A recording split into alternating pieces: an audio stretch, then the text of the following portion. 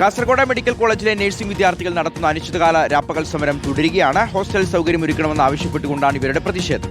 3 വർഷം വിദ്യാർത്ഥികളെ സർക്കാർ അവഗണിച്ചുവെന്നാണ് ആക്ഷേപം. വിദ്യാർത്ഥി സമരത്തിന് ഐക്യദാർഢ്യം പ്രഖ്യാപിച്ച് SFI ഇന്ന് മെഡിക്കൽ കോളേജിലേക്ക് മാർച്ച് നടത്തും.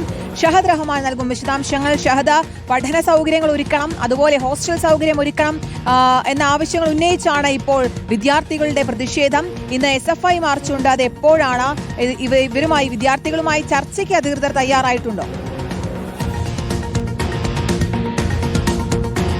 അതായത് കഴിഞ്ഞ ദിവസം മുതലാണ് ഈ സമരം ആരംഭിക്കുന്നത്. ഇതിനോടകം തന്നെ നിരവധി തവണ ഈ നഴ്സിംഗ് വിദ്യാർത്ഥികൾ അവരുടെ ആവശ്യം അത് സർക്കാരിന് മുന്നിൽ വെച്ചതാണ്. പക്ഷേ അതിന് വേണ്ട വിധത്തിലുള്ള ഒരു പരിഗണന ലഭിച്ചില്ല എന്നുള്ളതാണ് പ്രധാനപ്പെട്ട കാര്യം. ആ ഒരു പശ്ചാത്തലത്തിലാണ് അനിശ്ചിതകാല സമരത്തിലേക്ക് നഴ്സിംഗ് വിദ്യാർത്ഥികൾ കടന്നിട്ടുള്ളത്.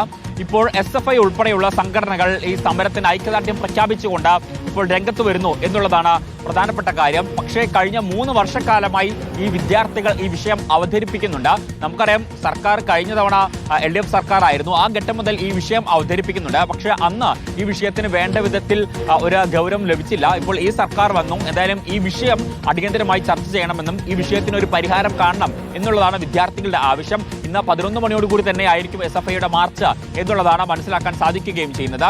വിദ്യാർത്ഥികളെ സംബന്ധിച്ച് അവരെ വലിയ ഒരു പ്രധാനപ്പെട്ട ആവശ്യമാണ്. കാരണം വിവിധ ഇടങ്ങളിൽ നിന്ന് വന്ന് പഠിക്കുന്ന വിദ്യാർത്ഥികളാണ്. അപ്പോൾ അവർക്ക് മതിയായ ഒരു ഹോസ്റ്റൽ അത് വേണം, മതിയായ ഹോസ്റ്റൽ സൗകര്യം ഒരുക്കണം എന്നതുള്ളതാണ് അവരുടെ പ്രധാനപ്പെട്ട ആവശ്യം.